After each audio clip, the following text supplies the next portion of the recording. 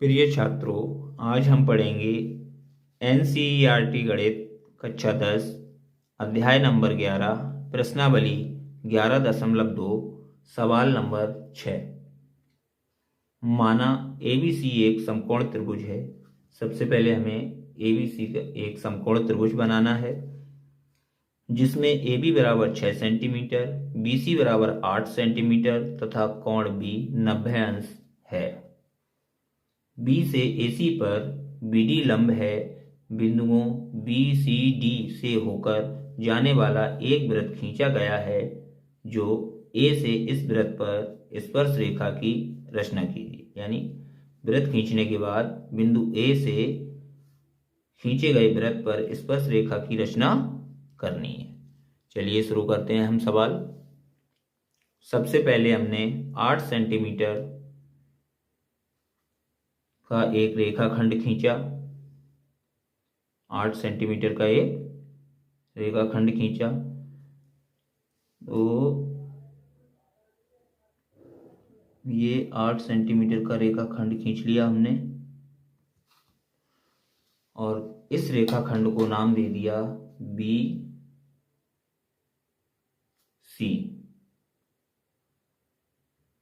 BC नाम दे दिया। उसके बाद हम कोण B 90 अंश का बनाएंगे। कोण B 90 अंश का बनाने के लिए हम प्रकार या चांदे की सहायता से 90 अंश का कोण बना सकते हैं। प्रकार की सहायता से हम कोई चाप भरेंगे। चाप भरने के बाद B को केंद्र मानकर एक चाप लगाएंगे और भरे हुए चाप बिंदु पर प्रकार की नोक रखकर इस चाप को काट देंगे तो ये 60 अंश।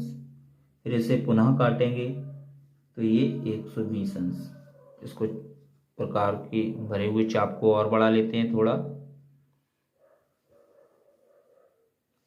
120 अंश। और फिर ये 60 अंश पर प्रकार की नोक रखेंगे और एक चाप लगा देंगे इन दोनों के बीच में। इधर प्रकार की नोक रखेंगे, इस चाप को काट देंगे तो ये कोण हमारा 90 अंश का हो जाएगा। यहाँ पर हम एक रेखा डालेंगे। एक रेखा डाली,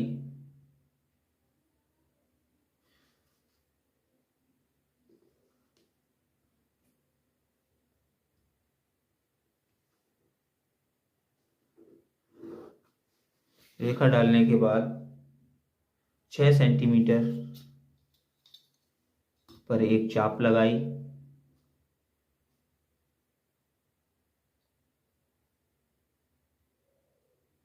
छह सेंटीमीटर हमारा यहाँ पर होता है। ये प्रकार की सहायता से हमने एक चाप लगाई 6 सेंटीमीटर की दूरी पर। 6 सेंटीमीटर की दूरी पर एक चाप लगाई और इस बिंदु को नाम दे दिया A, जैसा कि प्रश्न में दिया गया है। इस बिंदु को हमने नाम दे दिया A। ये बिंदु हमारा A है। अब इसके बाद हम A को C से मिलाएंगे। A को C से मिलाएंगे तो हमारी एक त्रिभुज समकोण त्रिभुज ABC की रचना हो जाएगी। A को C से मिलाया तो ये त्रिभुज समकोण त्रिभुज ABC बन चुका है। अब इसके बाद हम बिंदु B से AC पर BD लंब डालेंगे। कोण B जो है वो हमारा 90 डिग्री का है। चाप लगाकर प्रकार की सहायता से हमने 90 अंश का कोण बनाया। अब बिंदु B से AC पर एक लंब BD डालेंगे। तो लंब डालने के लिए हम क्या करेंगे कि प्रकार की नोक रखकर बिंदु B पर प्रकार की नोक रखकर एक चाप लगाएंगे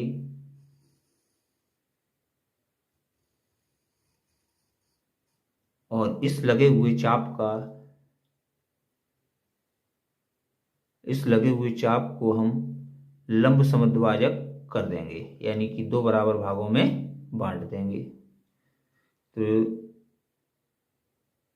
इस स्थान पर हम प्रकार की नोक रखेंगे और इस रेखा के आधे से ज़्यादा प्रकार भरकर एक चाप ऊपर और एक चाप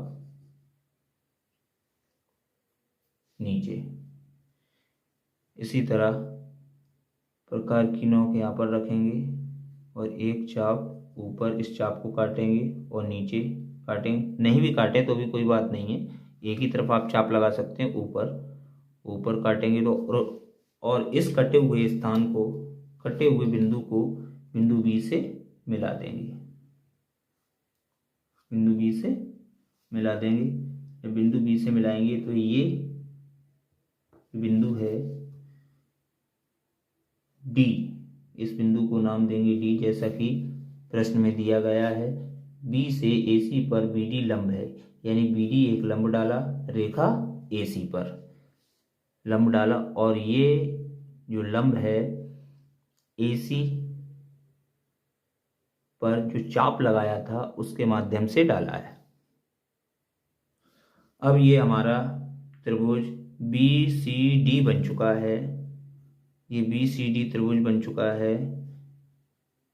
इस त्रिभुज में अब हम क्या करेंगे, किन्हीं दो भुजाओं का लंबवर्धक लेंगे, जैसे बी डी का लंबवर्धक ले लिया और इधर सी डी का लंबवर्धक ले लिया। जो बिंदु मिलेगा वो हमारा इस त्रिभुज बी सी डी का केंद्र बिंदु होगा और उस केंद्र बिंदु से जब हम प्रकार की सहायता से केंद्र बिंदु से बिंदु बी या बिंदु सी तक की या बिंदु डी तक की दूरी मापेंगे और एक वृत्त की रचना करेंगे, तो वह वृत्त बी सी व डी से होकर गुजरेगा। तो चलिए कर कर देखते हैं। हमने सबसे पहले क्या किया, सी डी, रेखा सी डी के आधे से ज़्यादा चाप भरा और चाप भरने के बाद एक चाप ऊपर और एक चाप नीचे लगाया। इसी तरह से यही भरा हुआ चाप बिंदु डी पर केंद्र मानकर इन चापों को आपस में काट दिया। इधर से भी बढ़ा लेते हैं, सी से भी इन चापों को आपस में काट दिया। इसी प्रकार बी और डी को केंद्र मानकर लंबवर्धक करेंगे, लेकिन उससे पहले इस बिंदु को मिला लेते हैं। इन चापों को आपस में मिलाएंगे हम। जब इन चापों को मिलाएंगे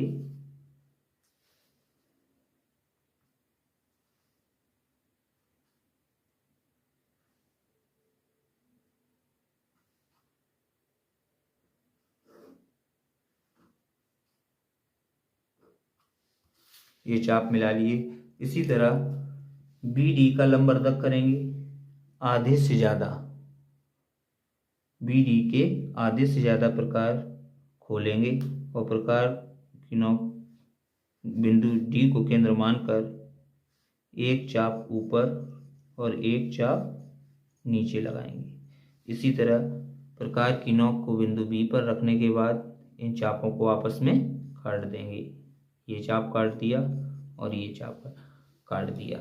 इसके बाद इन दोनों चापों को आपस में मिला देंगे।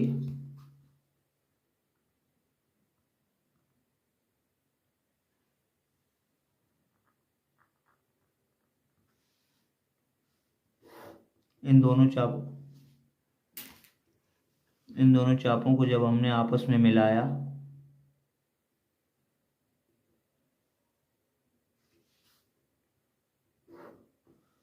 तो इनका केंद्र बिंदु यहाँ पर आया और इस केंद्र बिंदु को हमने नाम दे दिया बिंदु ओ। इस केंद्र बिंदु को हमने नाम दे दिया बिंदु ओ। अब हम ओ को केंद्र मानकर ओ बी की दूरी मापेंगे। ओ से लेकर बी तक की दूरी मापेंगे। जो दूरी ओ से बी तक की होगी वही दूरी ओ से डी तक की होगी और वही दूरी ओ से सी तक की होगी। और इन तीनों दूरियों को मापने के बाद हम एक वृत्त खींचेंगे। ओ बी, ओ सी और ओ डी, इन ओ को केंद्र मानकर एक वृत्त की रचना करेंगे।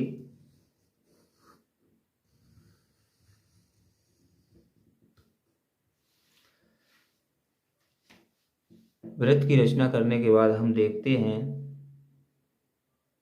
कि सवाल में बताया गया है ए से इस वृत्त पर स्पर्श रेखा की रचना कीजिए। तो आप देख सकते हैं कि ए से बी तक एक स्पर्श रेखा हमारी 6 सेंटीमीटर की पहले से ही पड़ी हुई है, जो हमारा समकोण बन रहा है। यानी कि ए बी जो है इस वृत्त पर एक स्पर्श रेखा है। अब हमें दूसरी स्पर्श रेखा डालनी है, तो दूसरी स्पर्श रेखा डालने के लिए हम ए बी की दूरी मापेंगे या प्रकार द्वारा ए बी में एक चाप भरेंगे। ए बी का चाप भरने के बाद यही भरा हुआ चाप बिंदु ए को केंद्र मानकर वृत्त के किसी बिंदु को काट देंगे और इस बिंदु को नाम दे देंगे P। इस बिंदु को हम नाम दे देंगे P और A को P से जब मिलाएंगे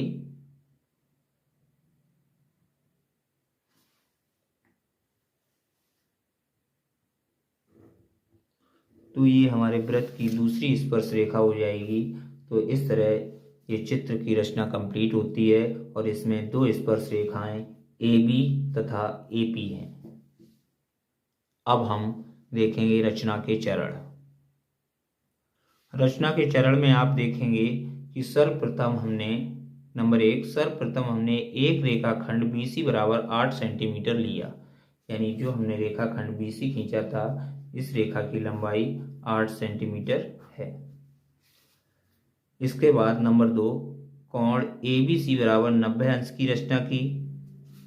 कोण ABC बराबर कोण B कितने अंश का बनाया? 90 अंश का बनाया तथा BA बराबर 6 सेंटीमीटर लिया और B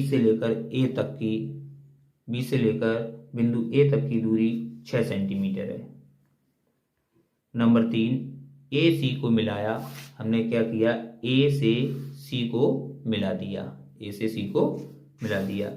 नंबर 4, B से AC पर एक लंब BD लिया।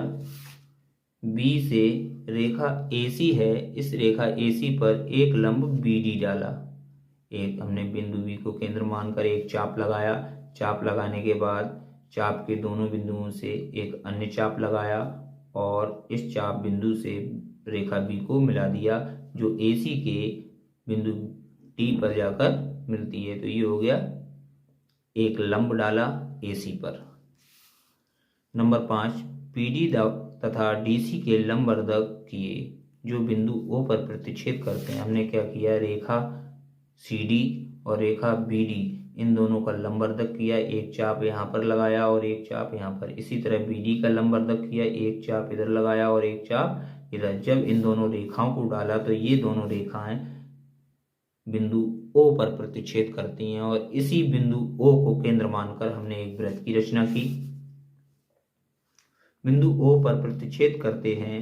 नंबर 6, OB को त्रिज्या मानकर O से B तक की त्रिज्या लेकर केंद्र O वाले वृत्त की रचना की, जो बिंदु B, D व C से होकर गुजरता है। देखेंगे जब बिंदु O को केंद्र मानकर हमने एक वृत्त बनाया तो ये जो वृत्त है बिंदु B, बिंदु C और बिंदु D को छूकर गुजरता है, से होकर गुजरता है। नंबर 7, कोण ABC बराबर 90 अंश है। कोण B कितना है? 90 अंश। कोण ABC बराबर 90 अंश है, इसलिए AB वृत्त की स्पर्श रेखा है। तो AB क्या है? वृत्त की स्पर्श रेखा है, जो पहले से ही आपकी है। नंबर 8 में हम लिखेंगे AB की लंबाई प्रकार में भरकर। आपने प्रकार के माध्यम से AB की लंबाई भरी, वृत्त पर चाप लगाया जो वृत्त के बिंदु P को काटता है। आपने AB की लंबाई भरी और बिंदु A को केंद्र मानकर वृत्त पर एक चाप मारा जो बिंदु P को काटता है। अतः आप कह सकते हैं AP तथा AB वृत्त की स्पर्शियां हैं, यानी स्पर्श रेखाएं। अब वृत्त की 2 स्पर्श रेखाएं AB और AP हैं। अच्छा, प्रकार में AB की लंबाई ही क्यों भरी थी? क्योंकि आप जानते हैं कि किसी वृत्त की 2 स्पर्श रेखाओं की लंबाइयां समान होती हैं। एक ही बिंदु से किसी स्पर्श वृत्त की स्पर्श रेखाओं की लंबाइयां समान होती हैं। इस तरह से ये आपके रचना के चरण पूर्ण होते हैं। अब हम देखेंगे रचना का औचित्य। जबकि रचना का औचित्य इस रचना के चरण में ही है, ज़्यादा कुछ नहीं है, फिर भी कर लेते हैं, देखते हैं। औचित्य। औचित्य में आप देखेंगे कोण ए बी सी बराबर 90 अंश। जब कोण ए बी सी 90 अंश है, अतः ए बी जो है वृत्त की स्पर्श रेखा है, वृत्त की स्पर्श रेखा है, जैसा कि रचना में था। अतः आप देखेंगे ए बी तो वृत्त की स्पर्श रेखा है, लेकिन ए बी और ए पी की जो लंबाइयां हैं वो समान हैं। अतः ए पी बराबर ए बी किसके बराबर है? ए बी के। इसलिए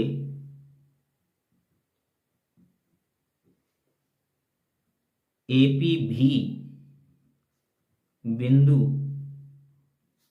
ए द्वारा खींची गई वृत्त की दूसरी स्पर्श रेखा है, स्पर्श रेखा है। ये आपका औचित्य हो गया, इसमें ज़्यादा कुछ नहीं है। इस तरह ये आपका सवाल संपन्न होता है। धन्यवाद। इसी तरह के और वीडियो पाने के लिए चैनल को सब्सक्राइब करें।